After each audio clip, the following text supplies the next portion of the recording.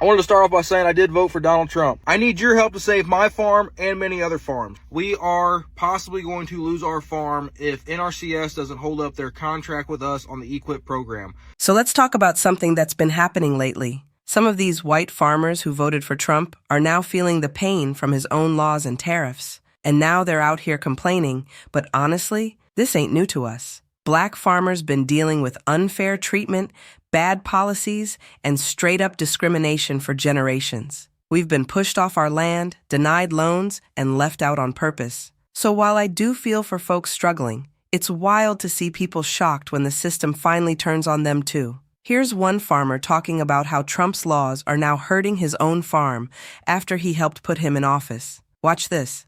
I wanted to start off by saying I did vote for Donald Trump. I need your help to save my farm and many other farms. We are possibly going to lose our farm if NRCS doesn't hold up their contract with us on the EQIP program.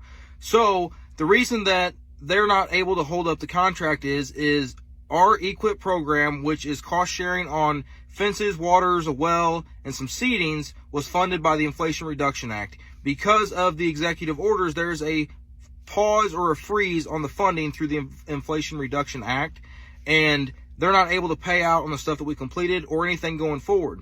But the issue I have is I've already done a bunch of the work, already paid for the material, already paid for the labor, so I'm out all that cost, and I use my farm operating expenses in order to do those projects, because per contract, I knew that I was going to get cost sharing refunds on the stuff once completed, but now that it's completed, they're saying that they're unable to provide the funds because of the freeze on the Inflation Reduction Act funds. So I reached out to a couple different senators and Congress people. So I reached out to Ann Wagner's office. I have not heard back from them. I reached out to Josh Hawley's office. I have heard back from him, not from him personally, but from his office. And they are looking into it because they said that this should not be happening. The intention was not to take away the funding from the farmers, but doing the Inflation Reduction Act, cutting those costs, then it's also taken away from the programs that those programs helped out. Even so whenever I looked into the contract, I made sure that that funding was set aside. It wasn't funding that, we hope it's there whenever it's done. I made sure that that funding was set aside so that way before I made these business decisions, I knew that funding was there per contract. So they're backing out on the contract because they don't have the funding. They can't release the funds. So please tag the representatives, please tag the senators. I need to get some ground on this. We need to help me and other farmers out. We've got to get this funding paid out. I don't care if they don't do it in the future. The problem is there was contracts in place. Multiple farms made business decisions, and multiple farms are going to sink if we don't get traction on this and get those funds unfrozen. Regarding all these farmers that are now crying about possibly losing their farms because they voted for Trump, this is why you absolutely should not feel bad for any of these farmers that voted for Trump. Now, the ones that didn't vote, yes, feel sorry for them, go support them, do whatever you need to do. But the ones that voted for Trump, do not feel sorry for them, and let me tell you why. I am a builder, and I've been building shit in Oklahoma City going on like 20 years now, and farmers are not stupid. If you have the ability to manage a farm and understand the weather, the climate, your machinery, the chemistry that goes into your crops, you are not a stupid person. You're just not. And especially when you come from generational farming, you have the ability to look ahead and predict what you need to survive. And so when you have two candidates where you have Kamala Harris on one side giving you a whole fucking list of shit that she's going to do for you and make your life better, and then you have Trump on the other side who can't even come out with a normal sounding sentence, and you still vote for that guy, and you are a farmer, you are either racist or sexist or both. And they're only crying now because now they are being treated exactly how they voted for other people to be treated. Got that? They are being treated how they voted for other minorities, people of color, everybody else, poor people, sick people. That's how they voted for other people to be treated. And now they're the ones being treated that way by losing their livelihood, their homes, their income, their farms. So do not feel sorry for them. This is exactly what they had coming. Farmers are getting hurt very badly by the last administration.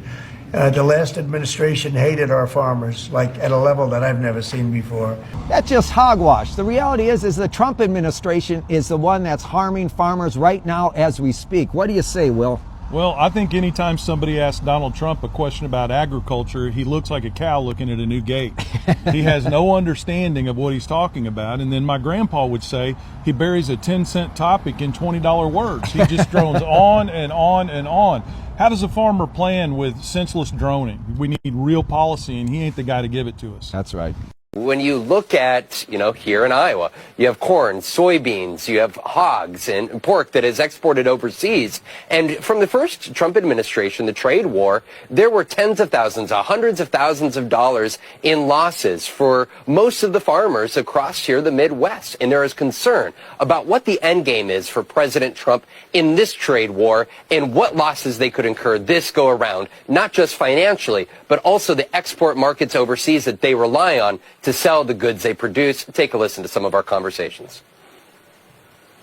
How much do all of the discussions around tariffs impact your future as you're looking out at planning? Well, it causes a lot of uncertainty because we don't know what to expect from the marketplace. We don't know if the export markets that we export our grain or our ethanol or our pork to, what they're going to be like after this is all said and done.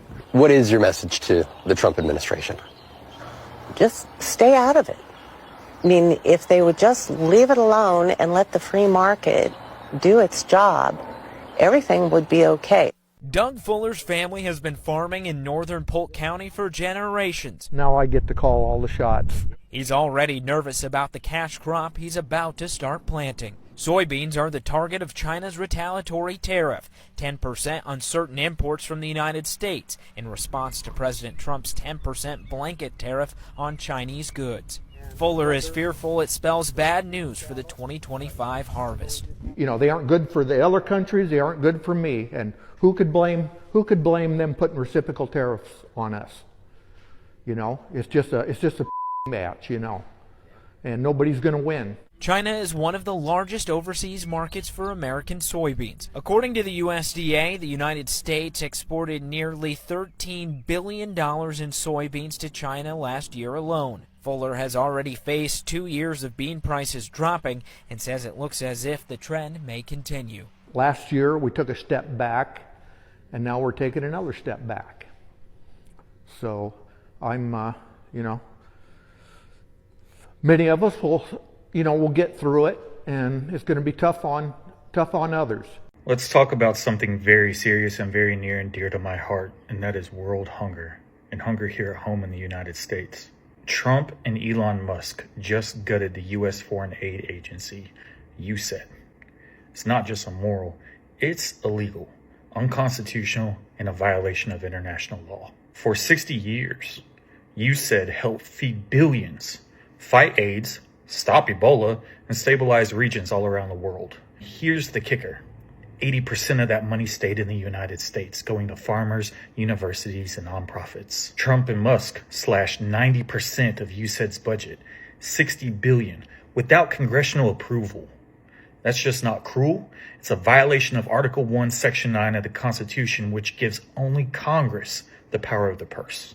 The executive branch can't just reallocate federal funds by decree. That's a clear breach of the Anti-Deficiency Act, which prohibits federal agencies from spending money not appropriated by Congress. It also violates the Impoundment Control Act of 1974, which forbids the president from delaying or refusing to spend congressionally approved funds unless authorized by Congress.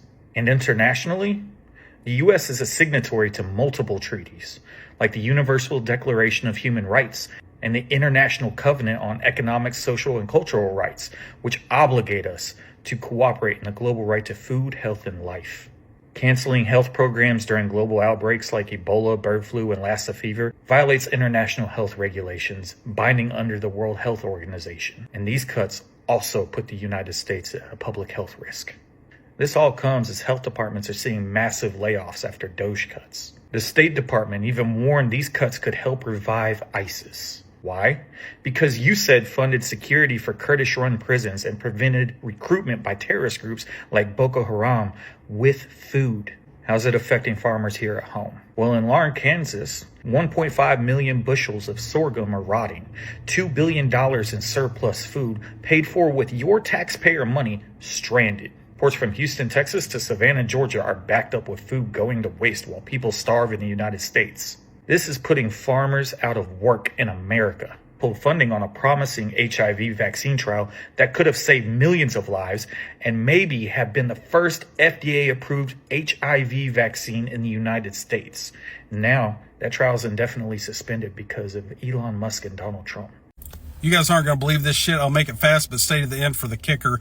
You remember the last few years when you could not find a single family home, and if you could, you probably couldn't afford it because you had corporate interests like Zillow and BlackRock.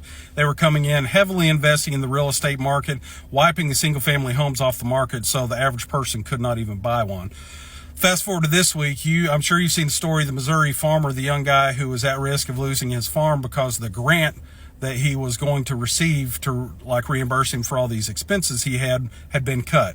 Well, look, they've also cut U.S. aid, which gave farmers millions and millions of dollars because they would buy their crops and then send them overseas or send them, places here in the United States to help people in need, but it also helped the farmers. Well, I found out today that there is a website called AcreTrader. AcreTrader is a company that heavily invests in agricultural land. So you can go invest in these farms that are failing, that somehow they're just starting to fail, and you can just buy them up.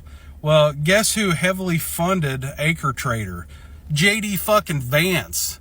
Do you think they're out here just destroying these small farms so they can buy them up, all these tech bros? Kind of makes you wonder, doesn't it? So after watching all that, here's the truth. Black farmers been going through this struggle for a long time. The laws, the systems, the lack of support, it was never built for us. And now that some white farmers are starting to feel it too, folks are finally paying attention. But here's what's really messed up. These big billion-dollar companies sit back and wait. They let the small farms struggle, then swoop in to buy up the land when people can't keep up. They're not trying to help these farmers stay afloat. They just want to own it all. It's a plan. And it's been happening in our communities for years. So if we don't call it out now, they'll keep doing the same thing to everybody. First it was us, now it's them. Who's next? Thank you for watching, and remember to stay woke. See you in the next one.